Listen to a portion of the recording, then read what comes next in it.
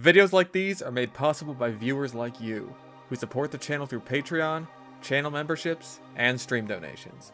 And don't forget to check out the Bad Weapon Rehabilitation servers at www.badweaponrehab.tf. Check the links in the description for more information, and let's get into the video.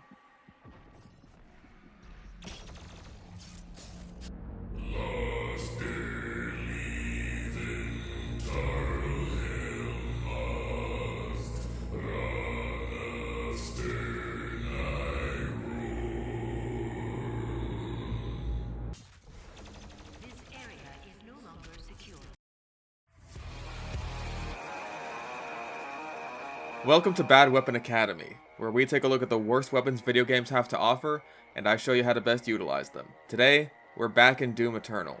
And I finally got recording the game working on my end, so making these videos just got a whole lot easier for me. Not that I'll necessarily need to do that all that often, because for the most part, Doom Eternal has a pretty great selection of weapons and upgrades.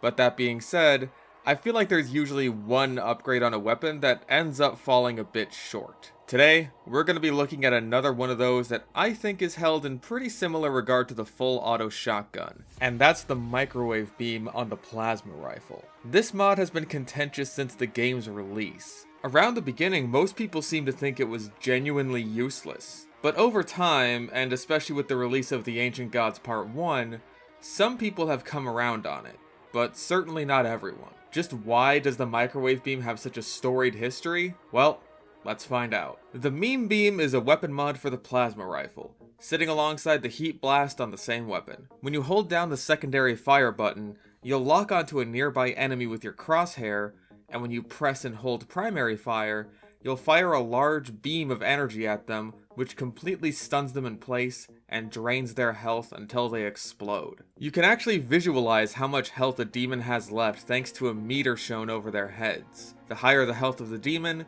the longer it will take to kill them. However, the mastery of this weapon will also create a concussive blast from where you killed the demon if you finish them off with the microwave beam. And the stronger the demon is, the bigger and harder hitting the explosion will be. The drawbacks of the weapon are as follows. 1.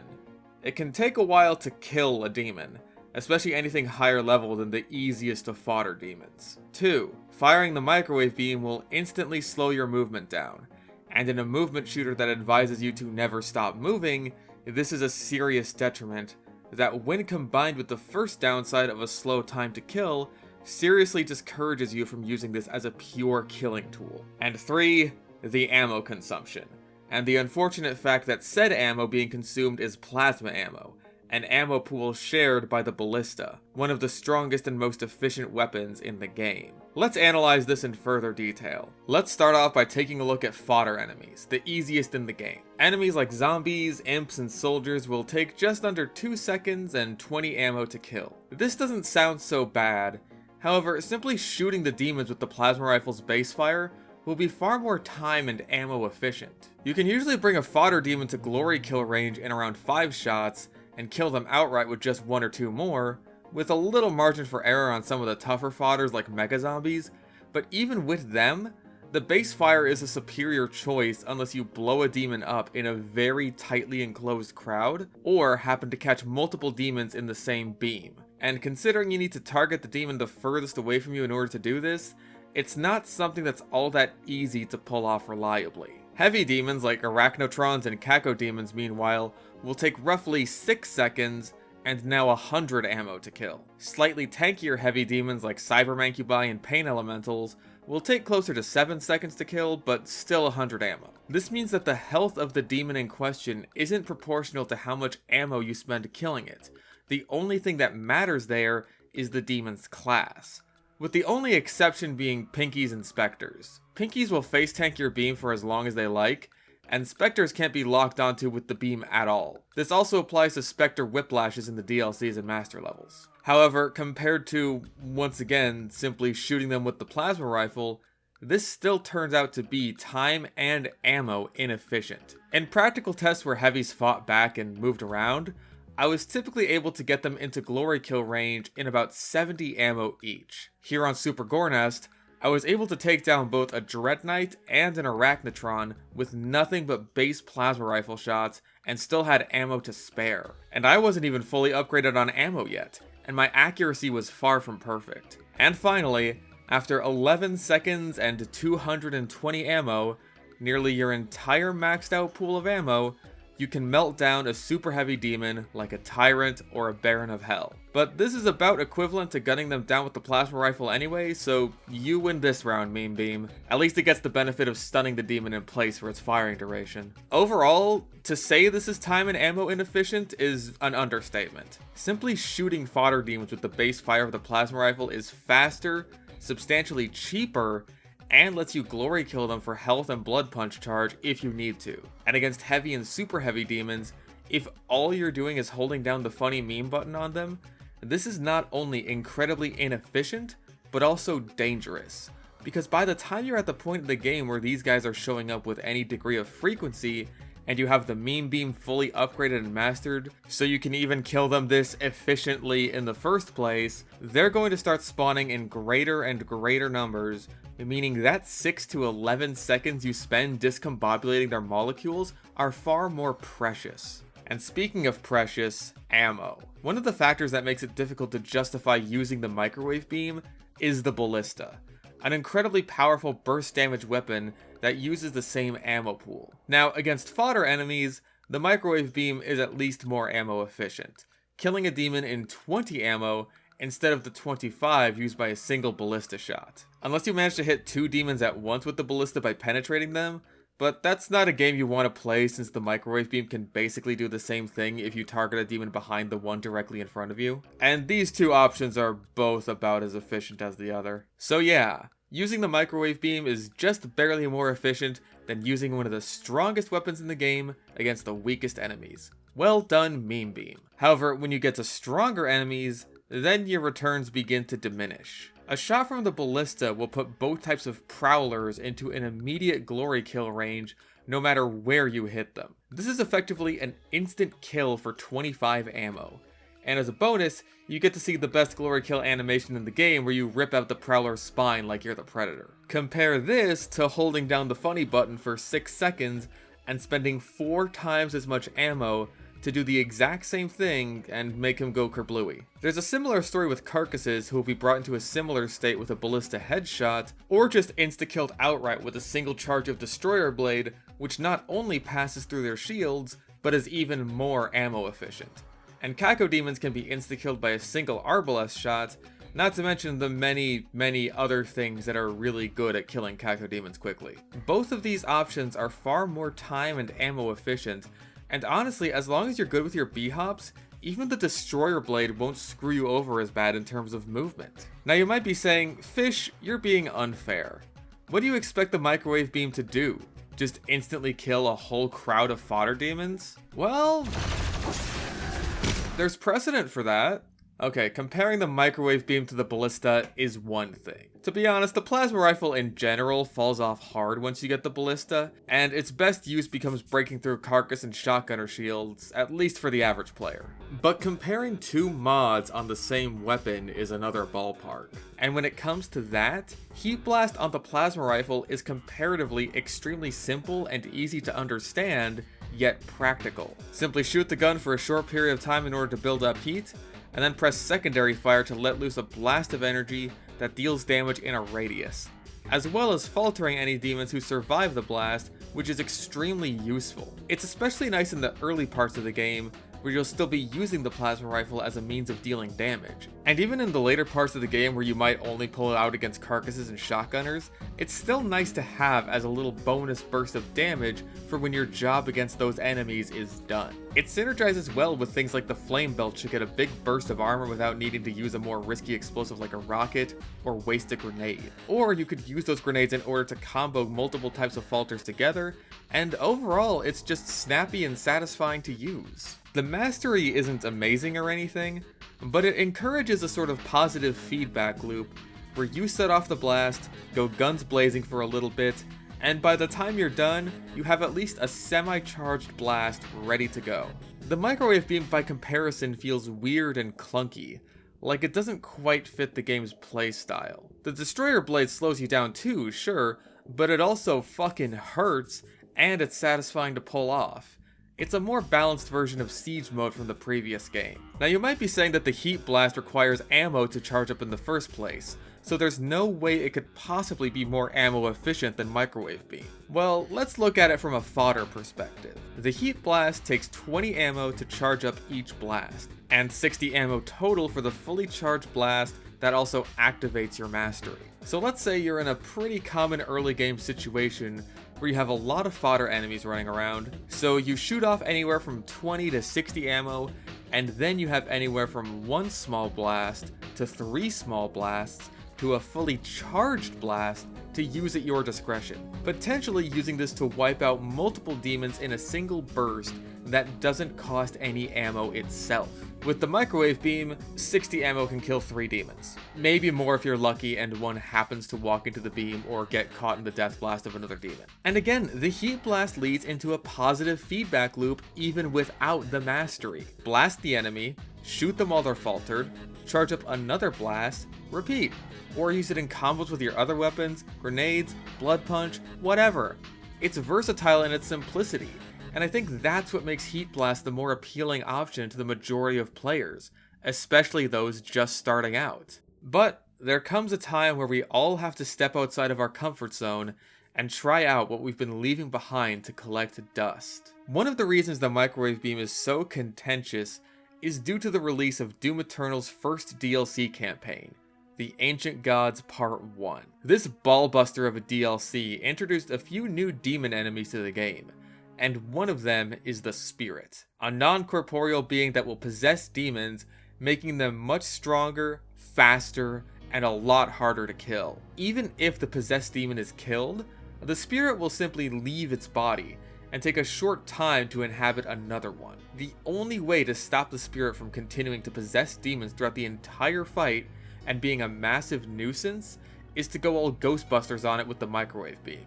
There's no other way. This was very controversial. It essentially forced people into using what was, at the time, considered to be a basically worthless weapon mod, or effectively be handed a loss in every fight that contained this enemy. But in this case, forcing people to use the mod and have it on hand at all times seems to have encouraged them to experiment with it some more. And that's led to the development of a lot of interesting tech and utility for the Microwave Beam, and not just in regards to its usefulness against spirits. This is a similar situation to the Full Auto episode, where, yeah, obviously the thing that was designed to be killed by the weapon is weak to it. And this also applies to the fact that it's decent for getting rid of the armor on an Armored Baron and the shield on a Doom Hunter. And while special mention goes to quad damage for making holding down the button actually extremely viable, it's hard to actually condone this as a use case specific to the Microwave Beam, since quad damage makes pretty much every weapon broken.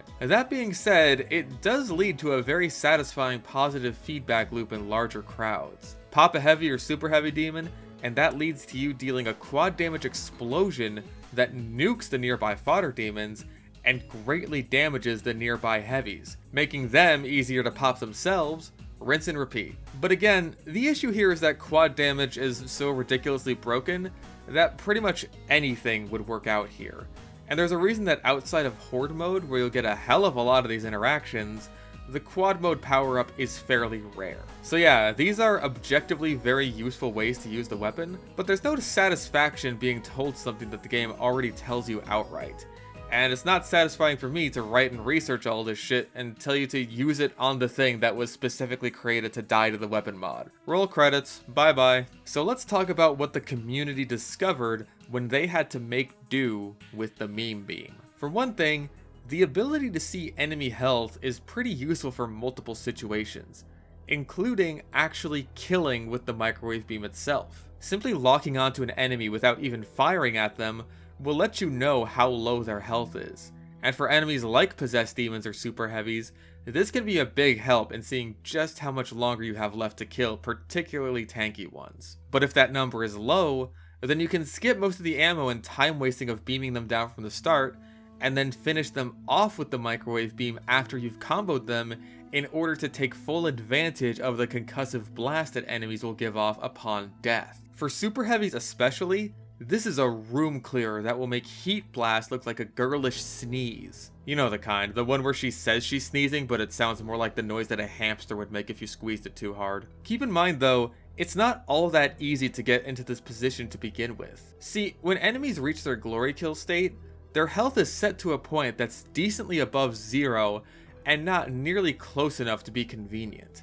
Meaning you may still be waiting a few seconds to blow up a super heavy, even if you start beaming them while they're in glory kill. It's paradoxically better to focus on enemies that aren't in the big, obvious, flashing low health state. But you have the ability to see enemies' health with the mean beam anyway, so it all balances out. Now granted, even going from glory kill is way better than wasting over 200 ammo and 11 seconds of your very precious time, but it's still fairly situational. Even then, there's specific examples of this that can work to your benefit if you essentially use it as a combo finisher to soften up nearby enemies. One of the easiest examples of this is remote detonation rocket into Blood Punch on a Cybermancubus, which leaves them at very little health.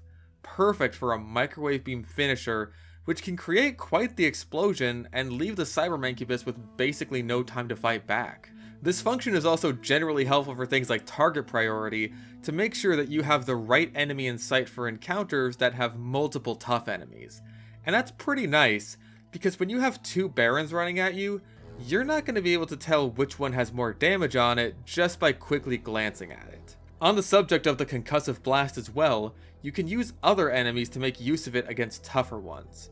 One such technique is known as hot dogging, where you use the Marauder's own summoned dog against him by quickly microwaving it and causing him to become faltered, which allows you to sneak in a ballista shot against him without him putting his shield up. It's fairly niche tech, since if you're just going for standard ballista shotgun combos and there aren't many other enemies around with projectiles that will encourage him to put his shield up, the Marauder is unlikely to summon his dog in the first place without you directly forcing it. And it's pretty hard to pull off since you have to be seriously fast, but it's a solid option in the right situations and gives you the chance to take more control of a fight that's usually more dependent on the enemy's actions. However, without question, the main thing that people use the microwave beam for is as a short, temporary stunner. Think of the stun bomb from Doom 2016, except actually balanced and single target only. All this time, I've been talking under the assumption that once you start melting an enemy, you really want to commit to it. Because honestly, that just kind of makes sense, especially with the design of a lot of weapon mods in the game. There's usually 2 kinds of mods in the game. One where you just kind of hold down the fire button on the enemy, and ones that do higher bursts of damage, but usually have a higher cost or take a bit more finesse. For the latter, you have your precision bolts, sticky bombs, heat blast, and even the BFG to a degree. And for the former, you have your micro missiles, full auto, mobile turret, unmaker, and of course, the microwave beam. I think it's reasonable that most people were assuming they ought to use the microwave beam like these other examples, but the reality is that it's much better when used like a remote detonation rocket without the cooldown on falters. See, the nice thing about the microwave beam is that it effectively erases the enemy you're targeting as a combatant as long as you have the beam on them. They can't move, they can't attack, and you interrupt whatever it is they're about to do. Long wind-up attacks like the Tyrant's Wobble Ball lasers or Archvile summoning demons or throwaway homing fire at you can now be interrupted and cancelled entirely. And it's good for gaining a little bit of distance against things like Barons who try to close the gap on you. Just a quick tap or two with the microwave beam can allow you to keep him off your back while you get into a more advantageous position. Or just keep him in place while you pump him full of damage with your other weapons. Lone Tyrants like the kinds you run into on UAC Atlantica are basically a joke if you stun lock them with the meme beam. This technique is at its most useful against possessed demons, since no other methods of halting their movement will work on them. Not grenades, not ice bombs, not blood punches, nothing. The microwave beam is the only thing that can stop a charging possessed demon. One situation I find this especially useful in is against whiplashes, a notoriously annoying enemy. The lock-on function makes them easier targets to land the initial stunning hit on, And from there, you can simply hit your now stationary target with a rocket, stun them again, and finish them off with another rocket. And just like that, you've just saved yourself one rocket in a lock-on burst. In this aspect, it has a lot more utility than Heat Blast, because that requires more time and ammo than quickly tapping the enemy with the microwave beam for a lesser version of the same faltering effect. This means that now the microwave beam actually has more of a purpose in combos and ends up feeling like a much more fitting weapon in Doom Eternal's arsenal. There are still downsides. It is still a little bit clunky to use, and it will still slow down your movement.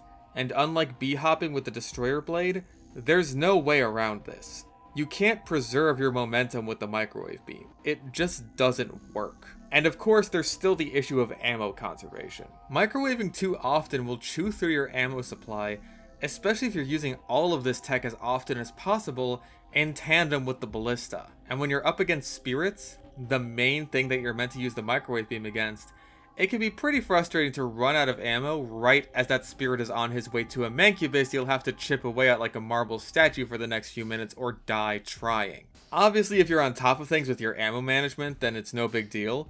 But the point is that it's a lot harder to be on top of things the more often you use the meme beam. Also, pain elementals, despite being one of the demon types that I think would benefit most from being stunned because they're kind of tanky and annoying, can often screw you out of stunning them by summoning their lost souls and leaving you scrambling to actually target the giant sentient meatball himself. Now, blasting the lost souls themselves isn't too hard, and they can falter the pain elemental if they're close enough to him, but it's still a nuisance on what would otherwise normally be a very helpful bonus against a very dangerous enemy. Still though, when it does work out, it's always nice to see what happens when you microwave a meatball for too long. And that just about covers things. I don't think the microwave beam is horrible or anything. It sits comfortably alongside the full auto mod in terms of its utility, in that it definitely has quite a bit of it, even if it's not obvious to newer or more casual players. But overall, I think I just find full auto more fun to use than the microwave beam. I guess it's kind of fitting, all things considered,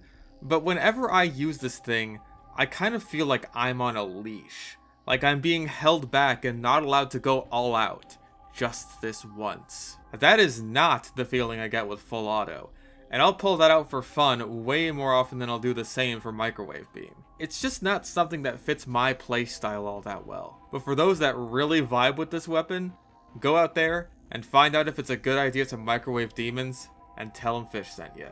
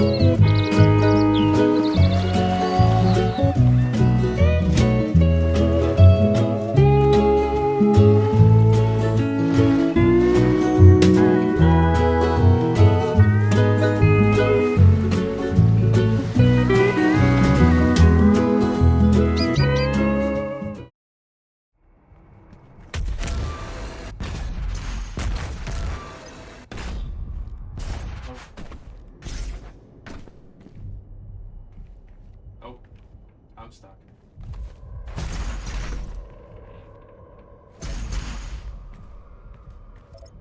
Oh, I'm stuck. Okay.